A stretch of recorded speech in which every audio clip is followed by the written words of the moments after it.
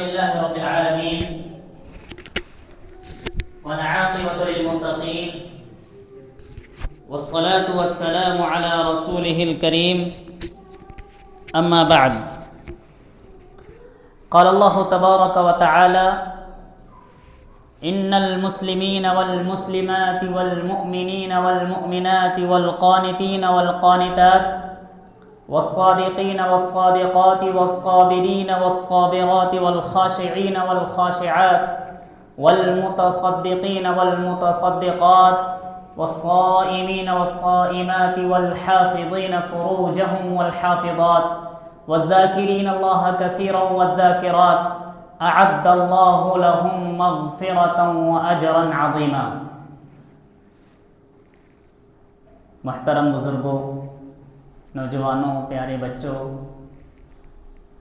اور ہماری مائیں اور بہنیں،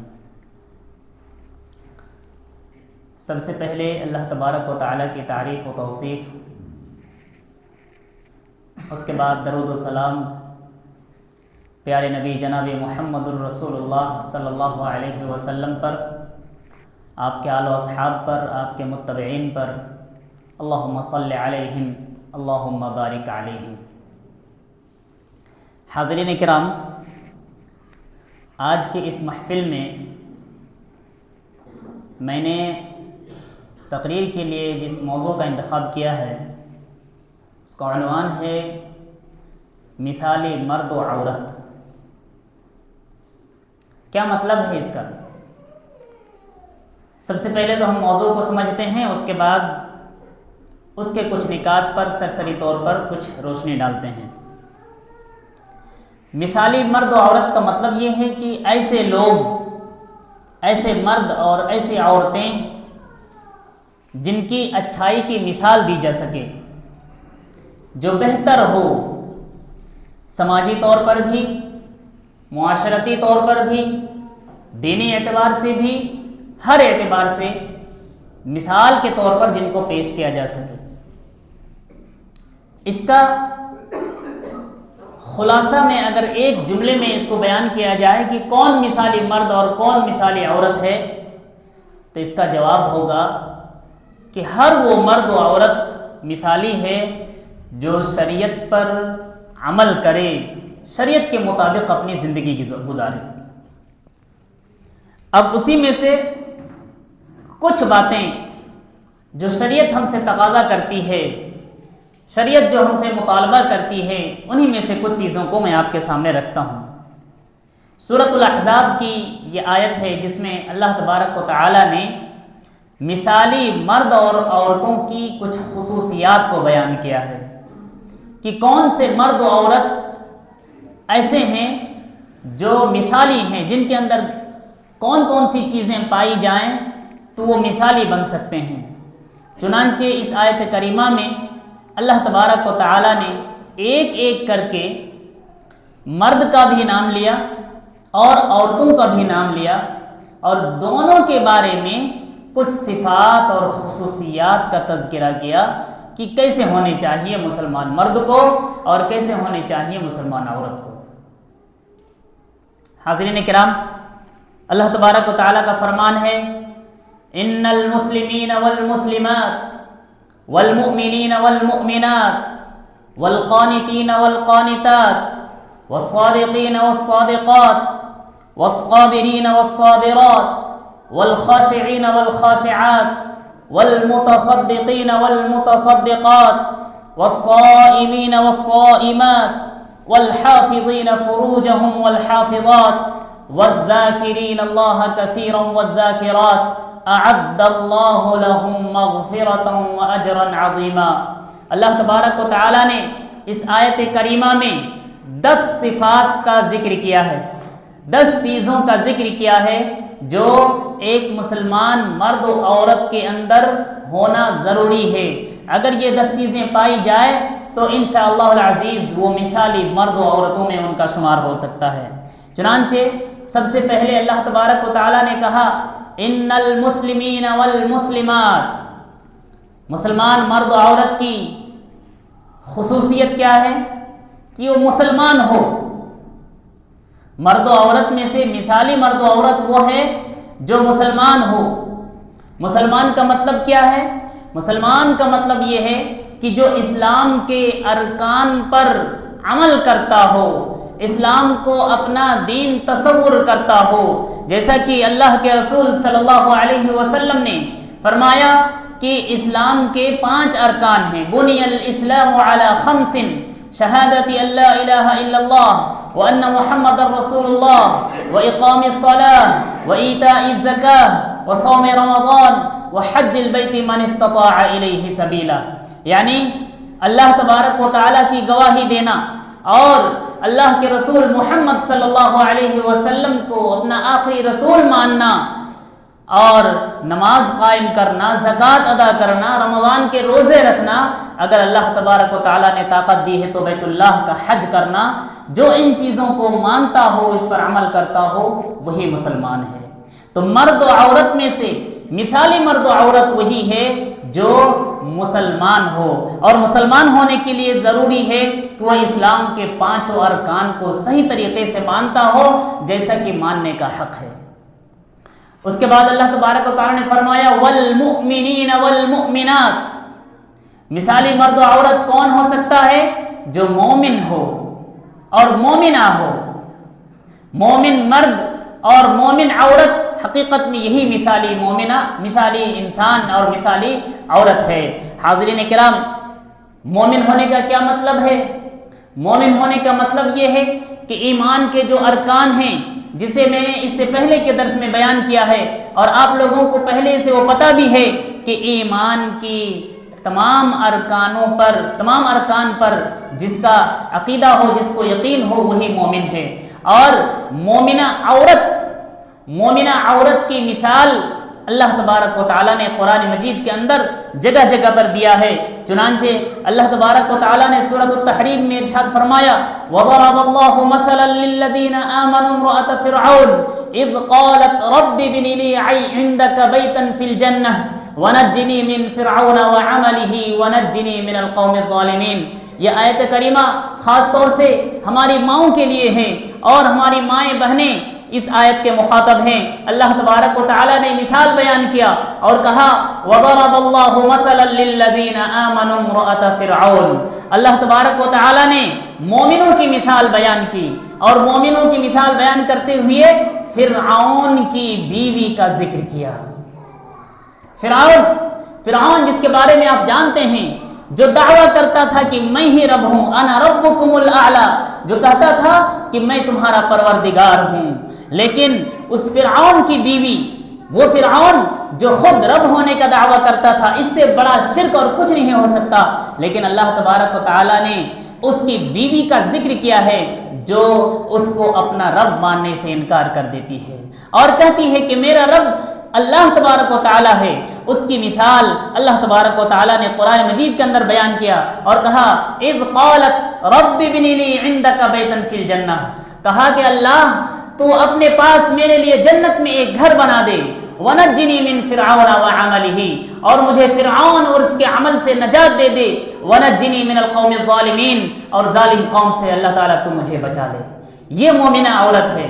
اگر مومن عورت مومنہ ہو اور ایمان سے اپنے آپ کو لیس کر لے تو اللہ تبارک و تعالیٰ کے نزدیک وہ کس قدر محبوبہ اور کس قدر پسندیدہ عورت ہے کہ اللہ تبارک و تعالیٰ نے جس کی مثال قرآن مجید کے اندر بیان فرمایا ہے۔ اس کے بعد عورت کی ایک مثال ہے، مثالی عورت کی ایک صفت یہ ہے کہ مثالی عورت عبادت گزار ہوتی ہے۔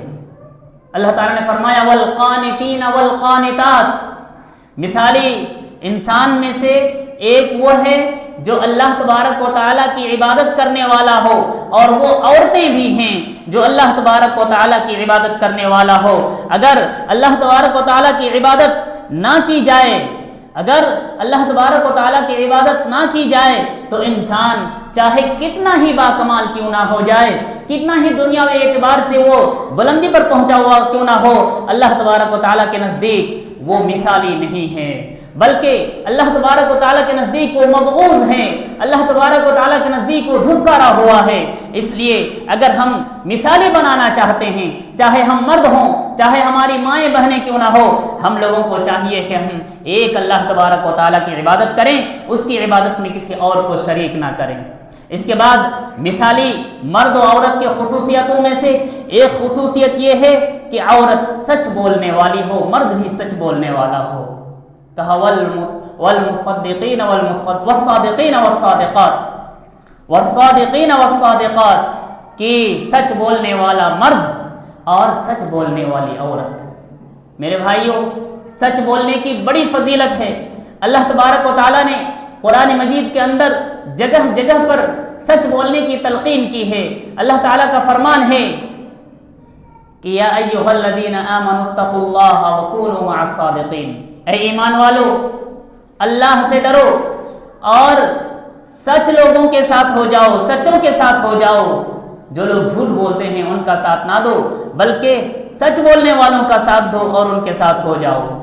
سچ بولنا اللہ تبارک و تعالیٰ کو اس قدر پسندیدہ ہے اور سچ بولنا اس قدر پیارا عمل ہے کہ سچائی انسان کو جنت کی طرف لے جاتی ہے، اور اس کے برخلاف جھوٹ بولنا اللہ تبارک و تعالیٰ کو نہایت ہی ناپسندیدہ ہے، اور جھوٹ انسان کو گمراہی اور گمراہی سے جہنم تک لے جاتی ہے۔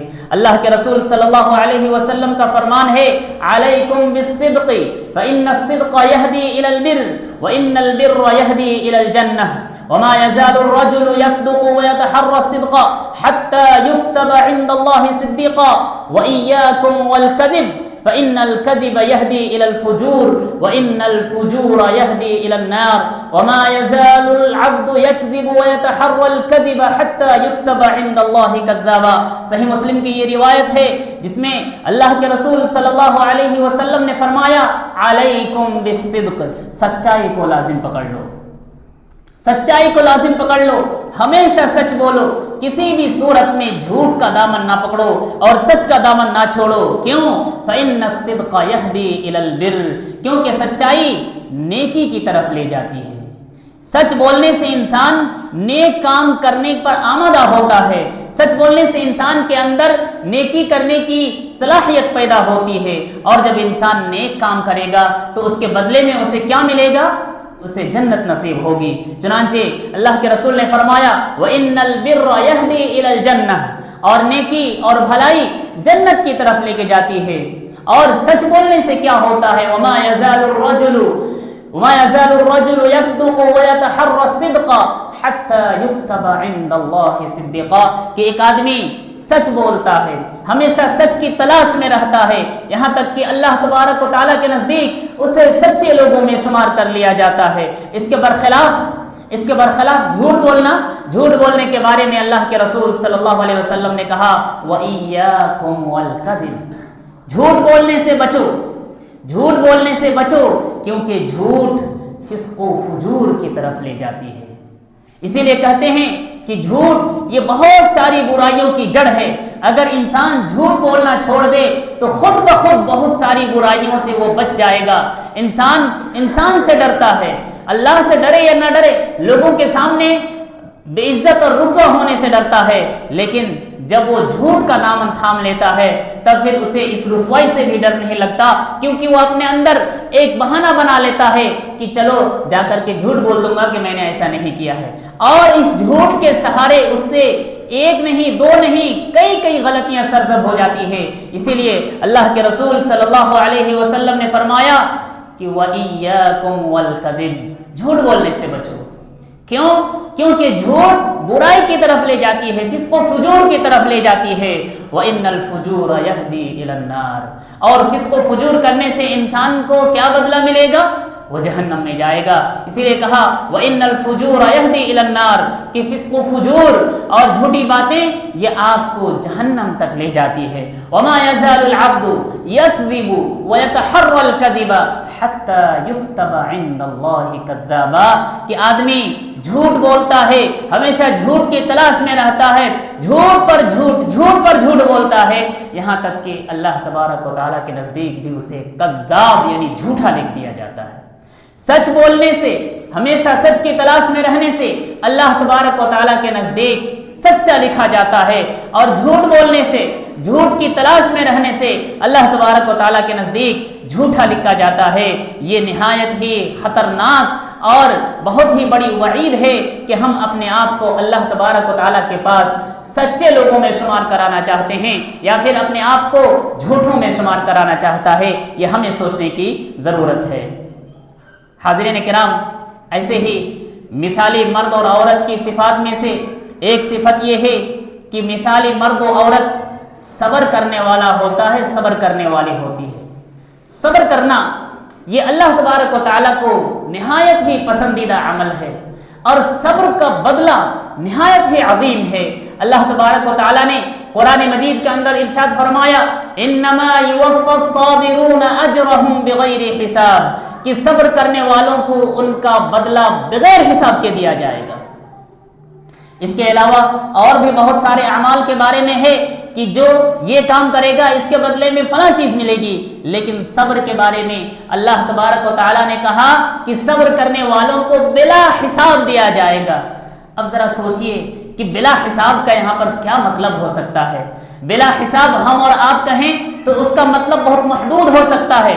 हम किसी को ये कह नहीं सकते कि आप मांगिए हम आपको बिला हिसाब देंगे, क्योंकि अगर हम कह भी दें कि बिला हिसाब तो वो हमारी इस्तिताअत के मुताबिक बिला हिसाब होगा। दुनिया में कोई भी ऐसा आदमी नहीं है जिनके पास लामहदूद चीजें हों। हर इंसान के पास महदूद चीजें हैं, लेकिन अल्लाह तबारक व तआला के नज़दीक जो है वो लामहदूद है, उसमें कभी कोई कमी नहीं आती। अल्लाह तबारक व तआला की नेमतें इस कदर अजीम है, इस कदर अजीम है कि अल्लाह के रसूल सल्लल्लाहु अलैहि वसल्लम ने एक हदीस के अंदर इरशाद फरमाया कि अगर दुनिया के तमाम लोग क़यामत तक जितने लोग आएंगे और जितने लोग यहाँ पर हैं तमाम लोग, और दुनिया के तमाम इंसान और तमाम जिन्नात, तमाम लोग इकट्ठे हो जाएं एक जगह पर और इकट्ठे होकर के अल्लाह तबारक व तआला से दुआ करें, सब लोग अपनी अपनी ख्वाहिश के मुताबिक सब लोग तलब करें। कोई कहे कि अल्लाह ताला मुझे 100 बीघा की जमीन दे दे, कोई कहे मुझे 500 एकड़ जमीन दे दे, कोई कहे मुझे पूरे हिंदुस्तान का बादशाह बना दे, जिसके दिल में जो आए कहे, और अल्लाह तबारक व तआला सबको तमाम चीजें दे भी दे, तो क्या अल्लाह का खजाना खाली हो जाएगा? नहीं। हदीस में है कि उससे अल्लाह के खजाने में कुछ भी कमी नहीं आएगी। इल्ला कमा यनकुसुल मिख्यतु इज़ा उदखिलल बहर, कि जिस तरीके से समुंदर में अगर हम सुई डुबोए और सुई डुबोने के बाद समुंदर से निकालेंगे तो क्या समुंदर का पानी पूरा सुई में आ जाएगा, खुश्क हो जाएगा? कुछ भी नहीं आएगा समंदर का पानी। ऐसे ही तमाम लोगों की ख्वाहिशें पूरी करने के बाद भी अल्लाह तबारक व तआला के खजाने में कुछ भी कमी नहीं आती। अब जरा अंदाजा लगाइए कि अल्लाह ताला कहता है इन्नमा युवफ़्फ़स-साबिरूना अजरहुम बिगैरि हिसाब, कि अल्लाह तबारक व तआला सब्र करने वालों को बगैर हिसाब के बदला देगा, तो वो बदला किस कदर अजीम होगा। हाज़रीन किराम, सब्र की बड़ी फजीलत है, सब्र की बड़ी फजीलत है। सब्र की फजीलत इस कदर है कि सब्र करने वाला जन्नत में जाएगा। एक हदीस है जिसमें अल्लाह के रसूल सल्लल्लाहु अलैहि वसल्लम ने एक औरत से कहा था कि अगर तुम सब्र करो तो तुम्हारे लिए जन्नत है। वाक़या कुछ इस तरीके से है कि एक औरत थी अल्लाह के रसूल सल्लल्लाहु अलैहि वसल्लम के ज़माने में, जिसको मिर्गी की बीमारी थी। मिर्गी की बीमारी आप लोग जानते होंगे, दौरा पड़ता है उसमें और इंसान अपना अक्ल होश खो देता है। उस औरत को बहुत शदीद मिर्गी की बीमारी थी और जब उसे दौरा पड़ता था तो वो अपना सतर खोल देती थी, उसे होश हवास नहीं रहता था।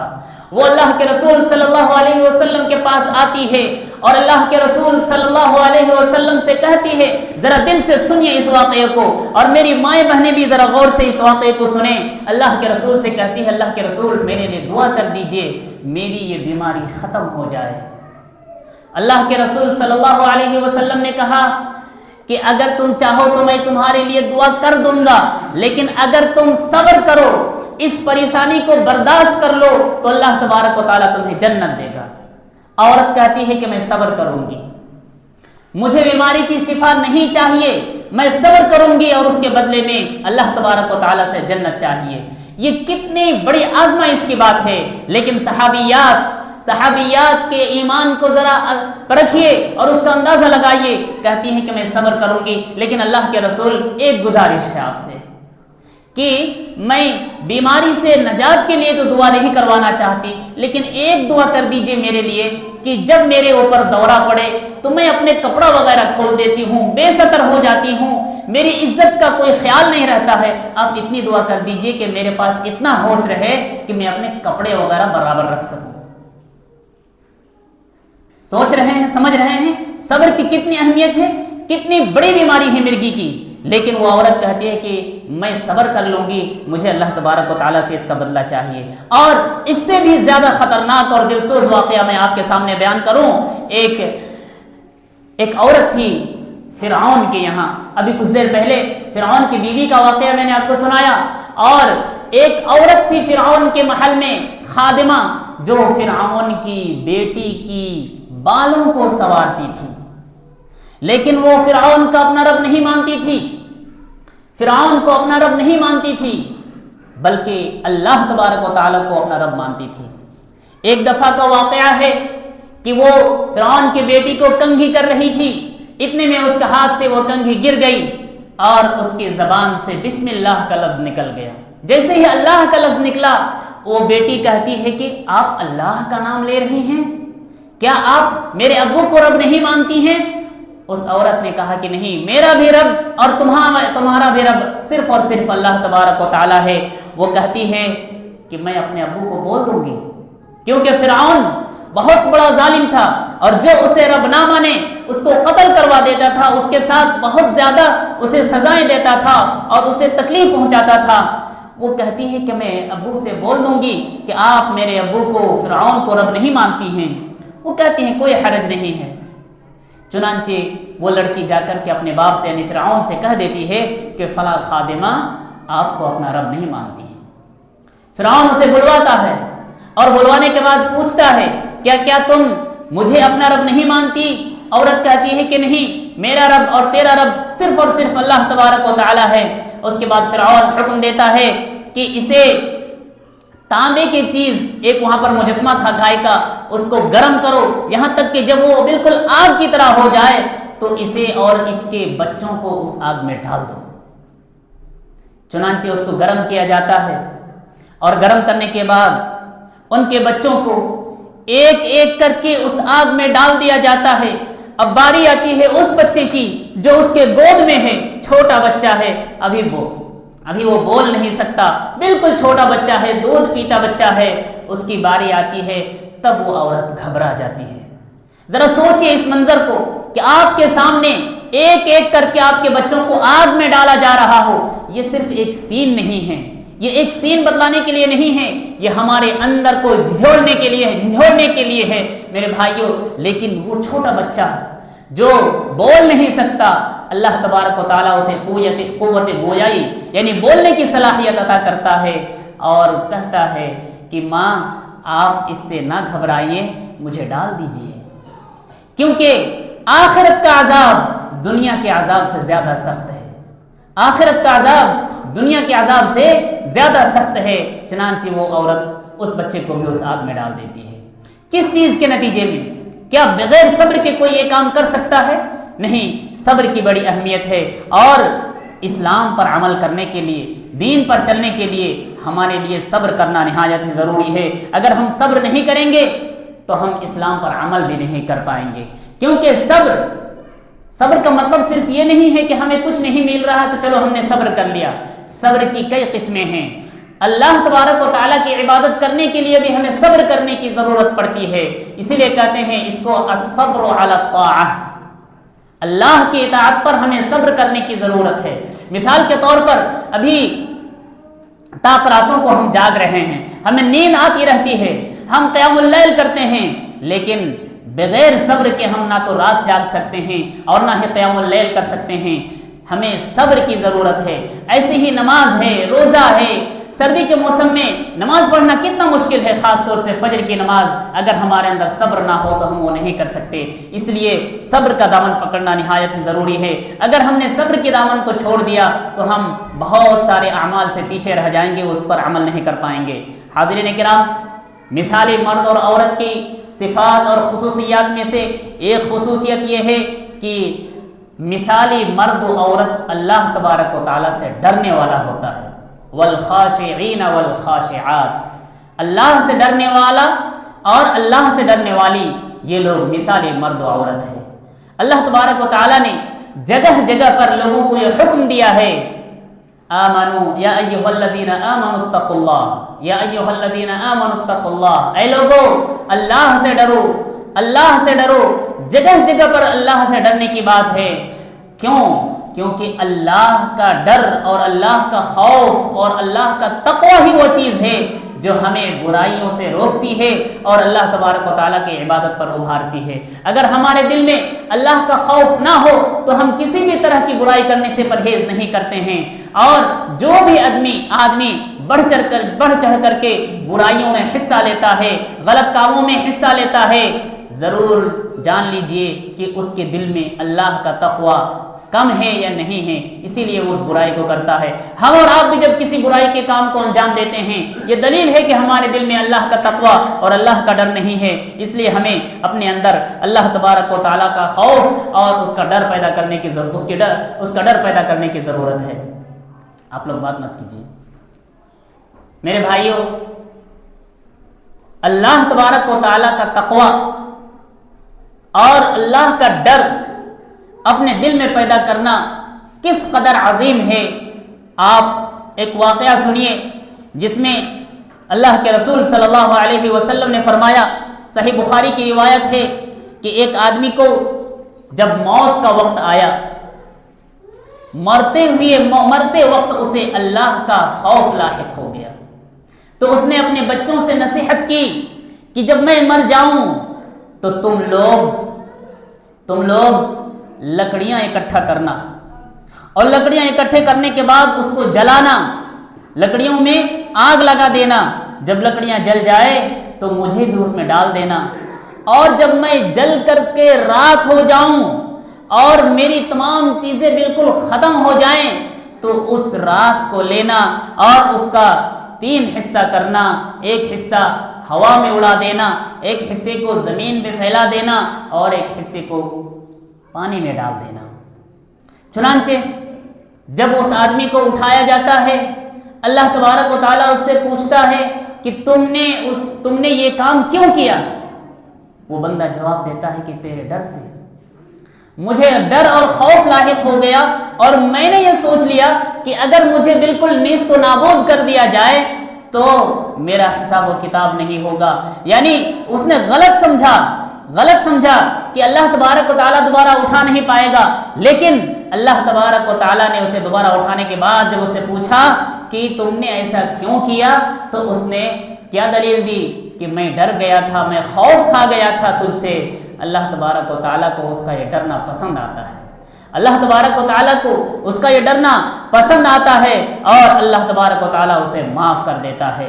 تو اللہ کا ڈر، اللہ کا خوف کس قدر عظیم ہے، اس حدیث سے آپ اس کا اندازہ لگا سکتے ہیں. حاضرین کرام، مثالی مرد و عورت کی خصوصیتوں میں سے ایک خصوصیت یہ ہے کہ مثالی مرد و عورت روزہ رکھنے والے ہوتے ہیں.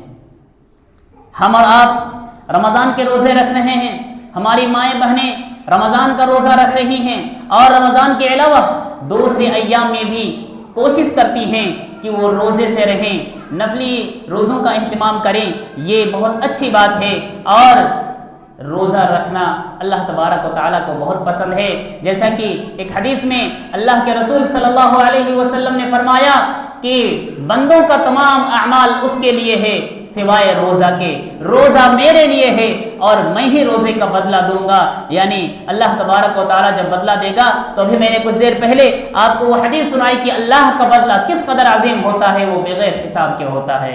حاضرین کرام، مثالی مرد و عورت کی خصوصیتوں میں سے ایک خصوصیت یہ ہے کہ مثالی مرد و عورت اللہ تبارک و تعالیٰ کے راستے میں خرچ کرنے والے اور صدقہ کرنے والے ہوتے ہیں. اللہ کے راستے میں خرچ کرنا، اللہ کے راستے میں صدقہ کرنا، یہ نہایت ہی عظیم عمل ہے. اللہ کے رسول صلی اللہ علیہ وسلم کا فرمان ہے کہ تم لوگ جہنم سے اپنے آپ کو بچاؤ، اگرچہ کھجور کا ایک ٹکڑا ہی صدقہ کر کے کیوں نہ ہو. یہاں پر میں ایک بات کی وضاحت کر دوں کہ صدقہ کرتے ہوئے بھی ہمارے دل میں کہیں نہ کہیں سے دکھاوا آ جاتا ہے۔ دکھاوا آنے کا مطلب یہ ہے کہ اگر میرے پاس 1 روپیہ ہے تو وہ 1 روپیہ صدقہ کرنے سے ہم ڈرتے ہیں۔ کیوں؟ کہ سامنے والا کیا کہے گا کہ 1 روپیہ تم صدقے میں دے رہے ہو، اتنے کنجوس ہو۔ یعنی کہ میرے پاس کم سے کم 10 روپیہ ہو تبھی ہم فقیر کو دیں گے، کم سے کم اس سے زیادہ ہو تب ہم دیں گے، تاکہ سامنے والا مجھے برا بھلا نہ کہے، تاکہ سامنے والا مجھے کنجوس نہ کہے۔ یہی تو ریا ہے۔ اللہ کے رسول صلی اللہ علیہ وسلم کی حدیث ہے کہ کسی بھی نیکی کو حقیر نہ جانو، کسی بھی نیکی کو حقیر نہ سمجھو، یہاں تک کہ ایک آدمی کا دوسرے آدمی سے ملاقات کرتے ہوئے ہنستے ہوئے چہرے کے ساتھ ملنا، حشاش بشاش چہرے کے ساتھ ملنا، یہ بھی ایک صدقہ ہے، اور اسے بھی تم لوگ حقیر نہ جانو۔ یہ مت سوچو کہ میں ہنس کے ملوں گا تو مجھے کیا مل جائے گا، نہیں، یہ اللہ تبارک و تعالیٰ کو بہت پسند ہے کہ آپ اپنے بھائی سے، ہماری مسلم بہنیں مائیں اپنی بہنوں سے، اپنی جیسی عورتوں سے جب ملیں تو خوش اسلوبی کے ساتھ، ہنستے ہوئے چہرے کے ساتھ ملیں۔ ایسا نہیں کہ سامنے سے آپ کی بہن آپ کے گھر آئی ہے، آپ کی جٹھانی آپ کے گھر آئی ہے، آپ کی اور کوئی عورت پڑوس والی آپ کے گھر آئی ہیں، آپ مل تو رہی ہیں لیکن آپ کا چہرہ اترا ہوا ہے، آپ ملنا نہیں چاہتی ہیں، ہاتھ تو ملا رہی ہیں لیکن چہرہ نہیں مل رہا ہے، یہ اللہ تبارک و تعالیٰ کو پسند نہیں ہے۔ لہذا چھوٹے سے چھوٹے کام کو بھی ہمیں حقیر نہیں سمجھنا چاہیے۔ اگر آپ کے پاس 1 روپیہ بھی ہے، اللہ کے رسول نے کہا کہ کھجور کا 1 ٹکڑا، 1 کھجور بھی نہیں، کھجور کا 1 ٹکڑا بھی اگر صدقہ کر سکو تو صدقہ کرو۔ یہ مومن مرد اور مومن عورت کی خصوصیت ہے، اور صدقہ کرنا انسان کو جہنم سے بچاتا ہے۔ اتقوا النار ولو بشق تمرۃ، آگ سے بچو، آگ سے بچو اگرچہ کھجور کا 1 ٹکڑا ہی کے ذریعہ کیوں نہ ہو۔ لہٰذا ہمیں اپنے دل میں یہ بات بٹھا لینی چاہیے کہ ہمیں جتنا بھی ہمارے پاس طاقت ہے، کبھی کبھار ایسا ہوتا ہے کہ انسان کے پاس تو دینے کی طاقت ہے کہ 100 روپیہ دے دے، لیکن وہ گھر سے نکل آیا ہے، کپڑا چینج کیا ہے، اس کپڑے میں، اس جیب میں صرف 1 روپیہ پڑا ہوا ہے، 100 روپیہ نہیں ہے، وہ دے سکتا ہے لیکن ابھی نہیں ہے، ابھی چاہیے کہ وہ 1 روپیہ اگر وہ دینا چاہتا ہے تو اسی کو دے دے، کیونکہ ضروری نہیں ہے کہ آپ 100 دیں گے تبھی آپ کی مغفرت ہوگی، ہو سکتا ہے کہ اللہ تعالیٰ کو آپ کا یہ 1 روپیہ اتنا پسند آ جائے کہ اسی کے ذریعے سے اللہ آپ کو معاف کر دے۔ لہٰذا صدقہ کرنے کے سلسلے میں ہمارے اندر جو غلط فہمی ہے، اس غلط فہمی کو ہمیں دور کرنے کی ضرورت ہے، اور میں سمجھتا ہوں یہ غلط فہمی ہم سب کے اندر ہے، میں بھی اس سے بری نہیں ہوں، میں بھی کبھی کبھار اس طرح کی باتیں سوچنے لگتا ہوں، لیکن اس حدیث کو جب پڑھتا ہوں اور اس پر غور کرتا ہوں تو اپنے اوپر افسوس ہوتا ہے کہ اللہ کے رسول صلی اللہ علیہ وسلم نے تو کھجور کے 1 ٹکڑے کا ذکر کیا ہے، اور میرے جیب میں صرف 1 روپیہ پڑا ہوا ہے، اس کو دینے سے میں کترا رہا ہوں۔ اس کا مطلب ہے کہ میں نے ریاکاری کی ہے، اس کا مطلب ہے کہ میرے اندر دکھاوے کا جذبہ پیدا ہو گیا ہے کہ میں کم سے کم 10 روپیہ دوں تو لوگ مجھے دینے والا کہیں۔ 1 روپیہ دینے والا بھی کوئی دینے والا ہوتا ہے، اللہ تعالیٰ کو 1 روپیہ دینے والا بھی دینے والا شمار کرتا ہے۔ حاضرین کرام، مثالی مرد اور عورت کی یہ صفت نہایت ہی عمدہ ہے، اور اللہ کے رسول صلی اللہ علیہ وسلم نے خاص طور سے صدقہ کے سلسلے میں عورتوں کو مخاطب کرتے ہوئے کہا، میں بھی اپنی ماں اور بہنوں کو مخاطب کرتے ہوئے حدیث سناتا ہوں کہ اللہ کے رسول صلی اللہ علیہ وسلم نے فرمایا کہ یا معشر النساء تصدقنا، اے عورتوں کی جماعت، اے میری بہنوں، اے میری ماؤں، صدقہ کرو، صدقہ کرو۔ کیوں صدقہ کرو؟ فإنی أریدکن اکثر اہل النار، کیونکہ میں نے سب سے زیادہ جہنمی تمہیں کو دیکھا ہے۔ عورتوں سے مخاطب ہو کے اللہ کے رسول نے کہا کہ میں نے جہنم میں سب سے زیادہ تم لوگوں کو دیکھا ہے، اور جہنم سے بچنا ہے تو کیا کرو؟ ماں اور بہنوں صدقہ کرو۔ اس لیے میں اپنی ماں بہنوں سے بھی گزارش کروں گا کہ آپ لوگ بھی خوب صدقہ کیا کریں۔ آپ کے مرد، آپ کے شوہر صدقہ کرتے ہیں، اچھی بات ہے، کرنے دیجئے، لیکن اس صدقہ و خیرات میں آپ اپنا بھی حصہ ڈالیے، کیونکہ قیامت کے دن آپ کے شوہر آپ کا کام آنے والا نہیں ہے۔ لیکن میری بات کا کوئی غلط تصور یا غلط مفہوم نہ نکالے کہ مرد اگر منع بھی کرے پھر بھی وہ کہے کہ نہیں، میں تمام چیزیں صدقے میں ڈال دوں گی۔ مردوں کی رضامندی اور شوہر سے مفاہمت یہ بھی ضروری ہے، اور آپ اعتدال کے ساتھ درمیانہ روی اختیار کرتے ہوئے جتنا آپ سے ہو سکے کچھ نہ کچھ ضرور صدقہ کیا کریں. اور طاق راتوں میں جہاں پر آپ آتی ہیں مسجد میں آ کر کے اللہ تبارک و تعالیٰ کی عبادت کرتی ہیں, لیلۃ القدر کو تلاش کرنے کی کوشش کرتی ہیں, اس رات میں بھی خاص طور سے صدقہ کیا کریں. ہر آدمی سے میں کہتا ہوں اس رات کو آپ کے پاس جو کچھ بھی ہے اس میں سے کچھ نہ کچھ ضرور صدقہ کیا کریں, کیونکہ لیلۃ القدر کے بارے میں اللہ تبارک و تعالیٰ کا کیا فرمان ہے, لیلۃ القدر خیر من الف شہر, کہ لیلۃ القدر 1000 مہینوں کی عبادت سے بھی زیادہ بہتر ہے.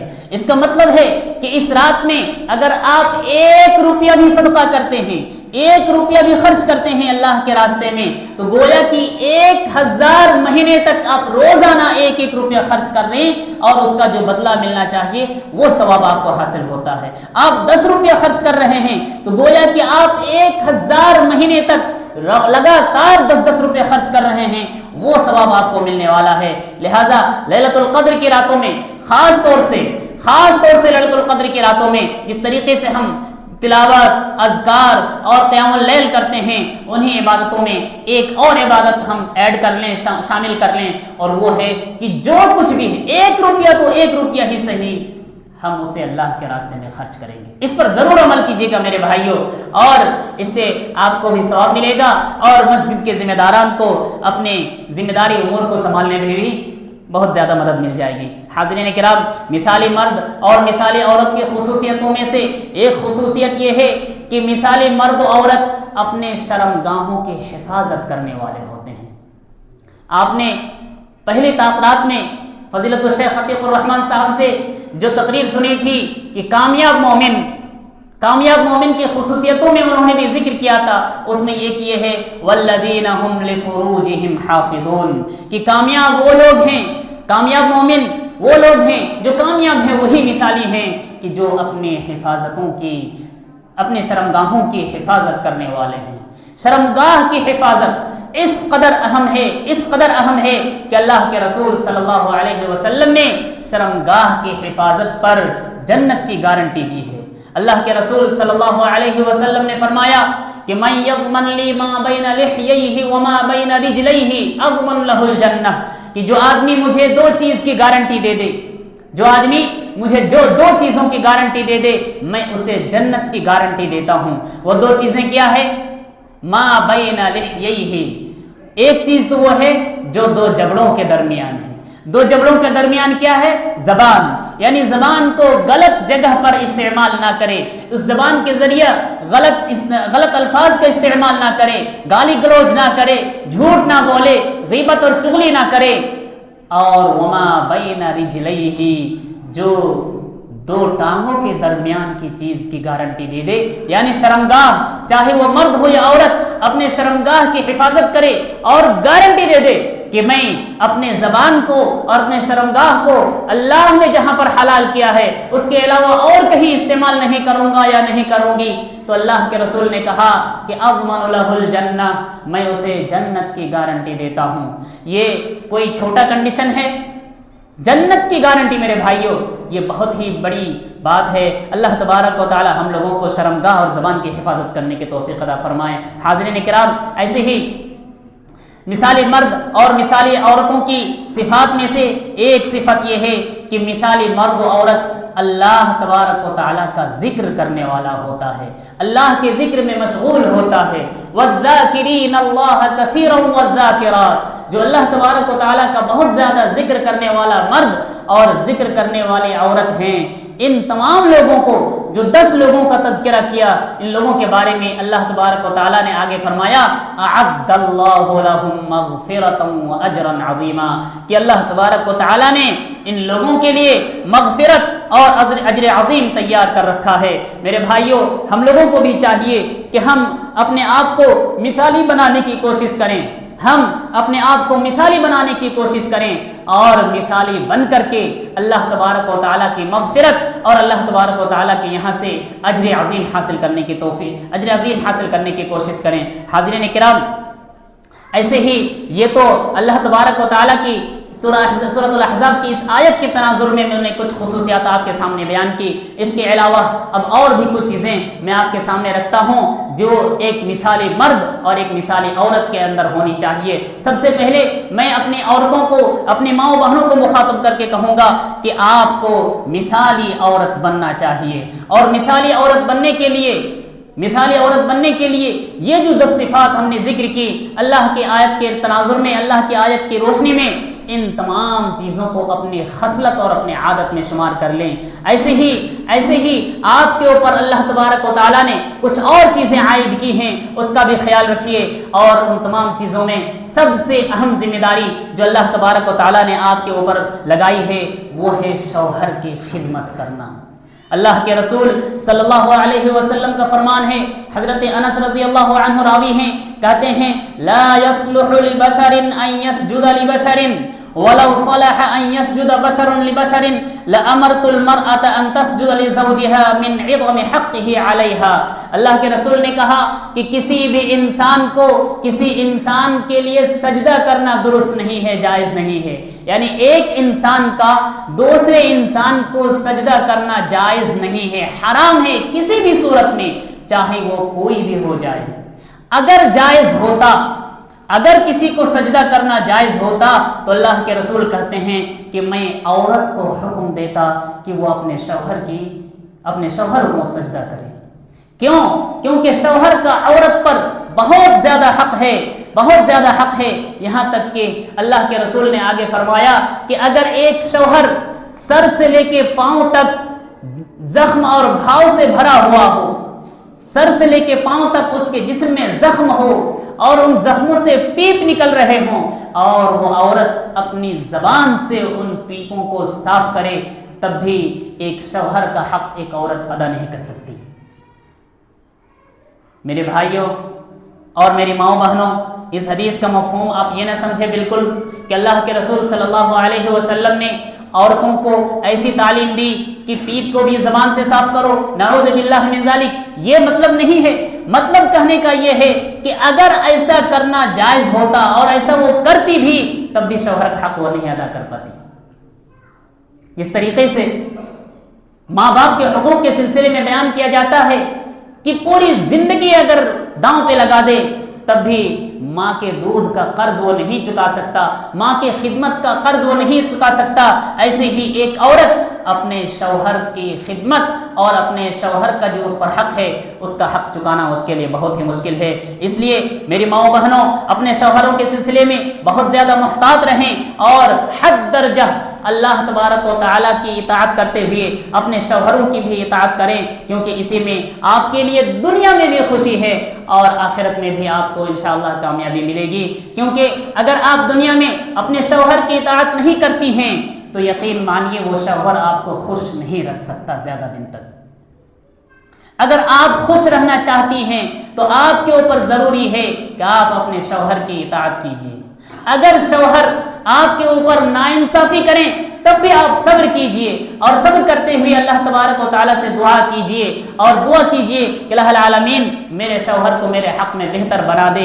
اگر اس طریقے سے آپ کر پاتی ہیں تو اللہ تبارک و تعالیٰ آپ کو اس کا بہتر بدلہ دے گا اور دنیا میں بھی آپ کو خوشی عطا کرے گا اور آخرت میں تو اس کا بدلہ آپ کے لیے رکھا ہی ہوا ہے.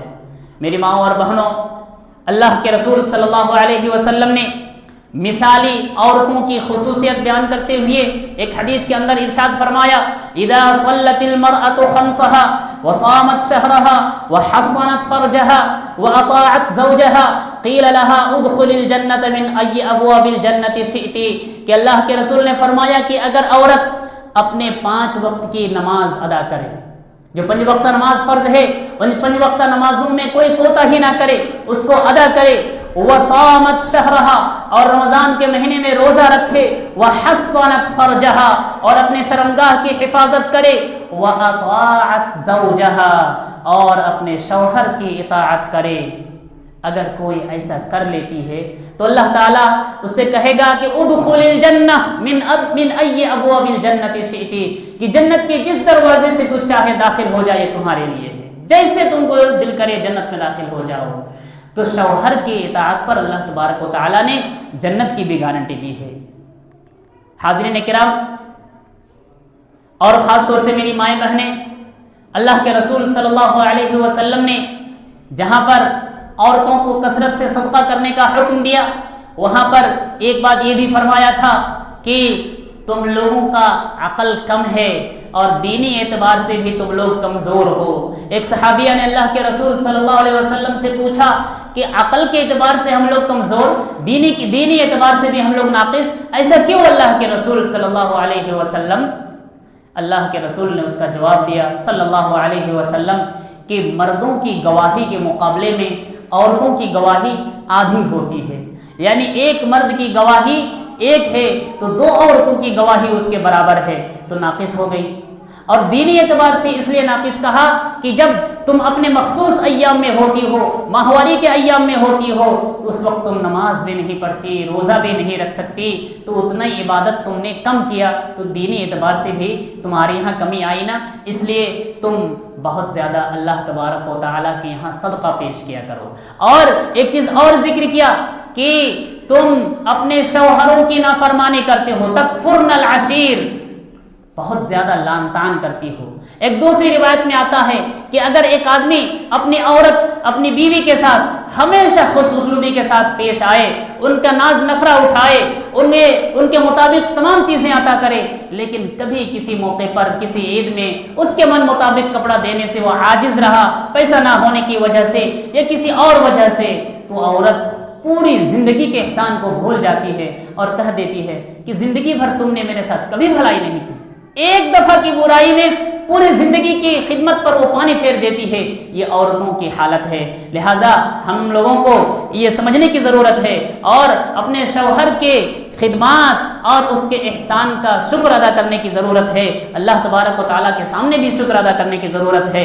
حاضرین کرام اور میری مائیں بہنیں، یہاں پر اللہ کے رسول صلی اللہ علیہ وسلم نے جو ناقصات العقل کہا، اس کا مطلب یہ نہیں کہ عورت پاگل ہوتی ہے یا عورت آدھے دماغ کی ہوتی ہے۔ کچھ لوگ اس حدیث کو غلط طریقے سے توڑ مروڑ کر کے بیان کرتے ہیں اور ہماری ماؤں بہنوں کے سامنے اس کی بے عزتی کرتی ہے، یہ مطلب نہیں ہے میری ماؤں بہنوں اور میرے بھائیوں بزرگوں، یہ مطلب نہیں ہے، بلکہ وہ جو قسم کا معاملہ ہے اس معاملے میں، اور یہ بھی ہے کہ کسی چیز کا فیصلہ کرنا ہو، کوئی فیصلہ لینا ہو یا کوئی بڑا کام ہو، یہ عورت بھی محسوس کرتی ہے کہ جس طریقے سے مرد ایک کام کو کر سکتا ہے میں نہیں کر سکتی، یہ مراد ہے۔ ورنہ اللہ کے رسول صلی اللہ علیہ وسلم نے عورت کو ہر موقع پر ان کی عزت کی ہے، ان کی توقیر کی ہے۔ ایک واقعہ آپ سن لیجئے، صلح حدیبیہ کا واقعہ ہے۔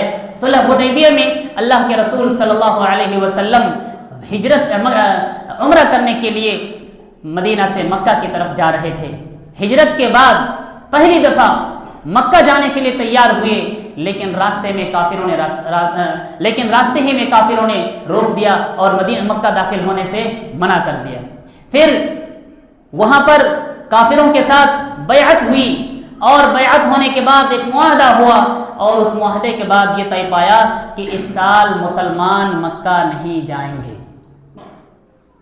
مسلمان سارے تقریباً 1400 کی تعداد صحابہ کرام کے ساتھ اللہ کے رسول نکلے تھے، اپنے ساتھ میں قربانی کا جانور بھی لے کے گئے تھے، لیکن جب یہ فیصلہ ہو گیا کہ اب اس سال مسلمان مکہ میں داخل نہیں ہو سکتے، اور جو معاہدہ ہوا تھا اس معاہدے میں بھی کفار نے اپنے من کے مطابق معاہدہ کروایا، یہاں تک کہ جب اس معاہدہ کو لکھا جا رہا تھا، ایگریمنٹ لکھا جا رہا تھا، اس ایگریمنٹ کے شروع میں اللہ کے رسول نے لکھا بسم اللہ الرحمن الرحیم۔ جب یہ لکھوایا تو کافر اڑ گئے، کہا کہ الرحمن الرحیم ہم نہیں پہچانتے، اگر رحمان الرحیم کو ہم مان لیے ہوتے تو آپ کو کیوں روکتے، آپ آتے، عمرہ کرتے، حج کرتے، ہم اس کو نہیں مانتے، اس کو مٹائیے۔ اللہ کے رسول صلی اللہ علیہ وسلم نے حضرت علی کو کہا کہ مٹا دو اس کو۔ مسلمانوں کا دل اور مسلمانوں کا غصہ چڑھ رہا ہے کہ ہم لوگ حق پر ہیں اور رحمان کا نام اللہ کے رسول مٹانے کے لیے کہہ رہے ہیں۔ پھر اس کے بعد جب آگے لکھنے لگے، کہا کہ لکھو محمد رسول اللہ صلی اللہ علیہ وسلم کی جانب سے۔ پھر وہ اڑ گئے، کہا کہ صرف محمد لکھو، رسول اللہ مت لکھو، کیونکہ تم کو اگر ہم رسول مان لیے ہوتے تو یہاں پہ کیوں روکتے، آپ اندر آتے عمرہ کرتے، رسول مٹاؤ۔ اس طریقے سے جتنا بھی اس میں پوائنٹ لکھا گیا، ہر جگہ ان لوگوں نے اپنے من کے مطابق مٹایا، مٹوایا، لکھوایا۔ اور اللہ کے رسول صلی اللہ علیہ وسلم نے تمام چیزوں کو مان لیا۔ صحابہ کرام کو غصہ آ رہا ہے کہ کیا ہو گیا ہے رسول صلی اللہ علیہ وسلم کو، جو کہہ رہے ہیں سب مان لے رہے ہیں، ہم لوگ اللہ کو ماننے والے، اللہ کے لیے اپنی جان تک کو قربان کرنے والے، ہم لوگ کیوں اتنا دب کے چل رہے ہیں؟ لیکن اللہ کے رسول صلی اللہ علیہ وسلم کو اس کا مصلحت کا اندازہ تھا کہ اس سے ہمیں نقصان نہیں ہوگا، فائدہ ہی ہوگا۔ چنانچہ جب یہ معاملہ ہو گیا اور اللہ کے رسول صلی اللہ علیہ وسلم نے لوگوں کو حکم دیا کہ اپنے اپنے جانوروں کو قربان کر دیجئے اور اپنے سر کو مونڈ دیجئے، جیسے عمرہ میں کیا جاتا ہے۔ صحابہ کرام تیار نہیں ہوئی، غصے میں ہیں سب لوگ۔ حضرت عمر رضی اللہ عنہ جلالی صحابی وہ کہہ بھی دیے کہ ہم لوگ حق پر ہیں، اس کے باوجود ہم لوگوں کو ایسا کرنا پڑ رہا ہے۔ اللہ کے رسول صلی اللہ علیہ وسلم پریشان ہو گئے۔ وہ صحابہ کرام جو اپنے رسول کی ایک ایک بات پر عمل کرنے کے لیے تیار رہتے تھے، لیکن یہاں پر لوگ اڑ گئے، پریشان ہو گئے۔ اللہ کے رسول صلی اللہ علیہ وسلم خیمے کے اندر گئے۔ اللہ کے رسول کی زوجہ ام سلمہ رضی اللہ تعالی عنہا تھی۔ ام سلمہ رضی، میری مائیں بہنیں اس کو غور سے سنیں اور اس واقعے سے اپنی عظمت کا اندازہ لگائیے، اور میں اپنے بھائیوں بزرگوں سے بھی گزارش کروں گا کہ اللہ کے رسول صلی اللہ علیہ وسلم عورتوں کی کس قدر تعظیم کرتے تھے، ان کے باتوں کو مانتے تھے، اگر وہ صحیح مشورہ دے اس مشورے پر عمل بھی کرتے تھے۔ حضرت ام سلمہ بہت چالاک عورت تھی، معاملہ فہم تھی۔ اس نے اللہ کے رسول صلی اللہ علیہ وسلم کو مشورہ دیا، اللہ کے رسول اب آپ کسی سے کچھ مت کہیے، ابھی ماحول بہت گرم ہے، اب کہیے مت، اب کر کے دکھائیے، آپ اپنے جانور کو ذبح کر دیجئے، اپنا بال مونڈ دیجئے، پھر دیکھیے کیا ہوتا ہے۔ چنانچہ اللہ کے رسول صلی اللہ علیہ وسلم ان کی بات مان کر کے اپنے جانور کو ذبح کر دیتے ہیں، اپنے بال منڈواتے ہیں۔ سارے صحابہ کرام دیکھا دیکھی اس پر عمل کر لیتے ہیں۔ کیسے ایک عورت نے اتنے بڑے معاملے کو فوراً سلجھا دیا، یہ عورت کی عقل مندی کی بات ہے۔ تو ہماری مائیں بہنیں بھی بہت زیادہ عقل مند ہیں، بس یہ ہے کہ وہ دین کو اپنا شیوا بنائیں اور شوہر کو اپنا سرتاج بنائیں، تب جا کر کے ان کی عقل میں اور بھی پختگی آئے گی۔ اللہ کے رسول صلی اللہ علیہ وسلم نے جگہ جگہ پر عورتوں کی تعظیم اور عورتوں کے حق کا خیال رکھنے کے لیے کہا ہے۔ اللہ کے رسول صلی اللہ علیہ وسلم نے عورت کے اوپر جو ظلم ہوتا ہے اس ظلم سے لوگوں کو روکا ہے، اور ظلم سے روکتے ہوئے لوگوں کو یہ تعلیم دی ہے کہ اپنے عورتوں کے حقوق کو ادا کرو، اپنے عورتوں کے حقوق کو ادا کرو، اس میں کوتاہی نہ کرو، عورتوں کے ساتھ کوئی بھی ناانصافی نہیں ہونی چاہیے۔ اس لیے میں اپنے آپ کو اور اپنے بھائیوں بزرگوں سے بھی یہی کہوں گا کہ آپ بھی اپنی عورتوں کے ساتھ، اپنی بیویوں کے ساتھ کبھی بھی ناانصافی نہ کریں۔ حاضرین کرام، مثالی مرد و عورت کی ایک خصوصیت یہ ہونی چاہیے کہ وہ غیبت اور چغلی سے بہت دور ہو، اور غیبت اور چغلی کرنا نہایت ہی خطرناک جرم ہے۔ اللہ تبارک و تعالیٰ کا فرمان ہے، اللہ نے فرمایا یا ایھا الذین آمنوا اجتنبوا کثیرا من الظن ان بعض الظن اثم ولا تجسسوا ولا یغتب بعضکم بعضا ایحب احدکم ان یأکل لحم اخیہ میتا فکرہتموہ واتقوا اللہ ان اللہ تواب الرحیم۔ اس آیت میں اللہ نے کہا کہ اے لوگو، اے ایمان والو، بہت زیادہ بدگمانی سے بچو، کسی کے بارے میں غلط خیال کرنے سے بچو، کیونکہ بہت ساری بدگمانیاں گناہ ہے، گناہ تک لے جاتی ہیں۔ ایسے ہی جاسوسی نہ کرو، ولا یغتب بعضکم بعضا، تم میں سے بعض کی غیبت نہ کرے۔ اس سلسلے میں مرد و عورت سارے لوگ، بڑے چھوٹے سارے لوگ غیبت میں ملوث ہیں، اور ہر ایک سے غیبت کا عمل انجام پاتا ہے۔ ذرا سن لیجئے اللہ تبارک و تعالیٰ نے غیبت کرنے والوں کو کس چیز سے تشبیہ دی ہے، اور خاص طور سے میری مائیں بہنیں سنیں، کیونکہ غیبت کا عمل مردوں سے بھی زیادہ عورتوں میں پایا جاتا ہے۔ میں اپنے ماؤں بہنوں کو خاص طور سے مخاطب کر کے کہتا ہوں، اس آیت کے مفہوم کو سمجھیے۔ اللہ نے کیا مثال دیا، کہا ایحب احدکم ان یأکل لحم اخیہ میتا فکرہتموہ، کیا تم میں سے کوئی پسند کرتا ہے کہ اپنے مرے ہوئے بھائی کا گوشت کھائے؟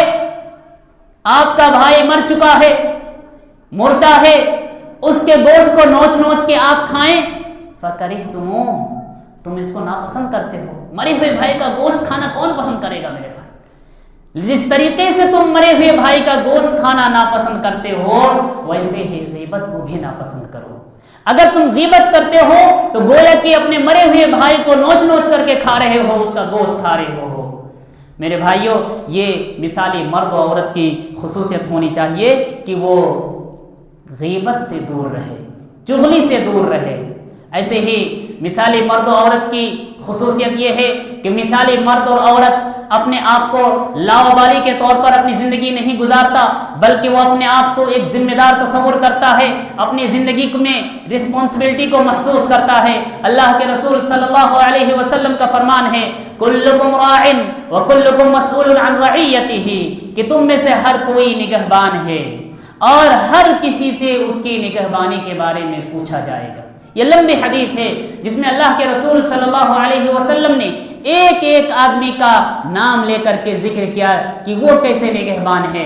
اسی میں سے ایک عورت کے سلسلے میں بھی اللہ کے رسول نے کہا کہ والمرأۃ راعیۃ فی بیت زوجہا وہی مسئولۃ عن رعیتہا، کہ ایک عورت بھی نگہبان ہے، ذمہ دار ہے اپنے شوہر کے گھر میں، اور اس کے شوہر کے گھر کے بارے میں سوال کیا جائے گا کہ تمہیں ذمہ داری دی گئی تھی، اس گھر کو تم نے کیسے سنبھالا، اپنے بچوں کی تم نے کیسے تربیت کی، کیا بچوں کو تم نے اسلامی تعلیم دی، بچوں کو سچ بولنا سکھایا، بچوں کو کلمہ شہادت کی تعلیم دی، یا بچوں کو صرف موبائل دکھانا سکھایا، بچوں کو فلمیں دکھانا سکھایا، بچوں کو غیر اللہ کی طرف جانے سے تم نے نہیں روکا۔ ان تمام چیزوں کے بارے میں ہم سے بھی سوال ہوگا، میری ماؤں بہنوں سے بھی سوال ہوگا۔ لہٰذا ہم لوگوں کو چاہیے کہ ان چیزوں کے بارے میں بہت زیادہ محتاط رہیں اور اپنے آپ کو مثالی مرد اور مثالی عورتوں میں شمار کرنے کے لیے ان چیزوں پر عمل کریں۔ اللہ تبارک و تعالیٰ سے دعا ہے کہ اللہ تبارک و تعالیٰ ہم لوگوں کو صحیح سمجھ عطا فرمائے اور ہم تمام لوگوں کو ایسے اعمال کی توفیق دے جو ایک مثالی مرد اور مثالی عورت کی خصوصیتوں میں سے ہے۔ آمین۔ وآخر دعوانا ان الحمد للہ رب العالمین۔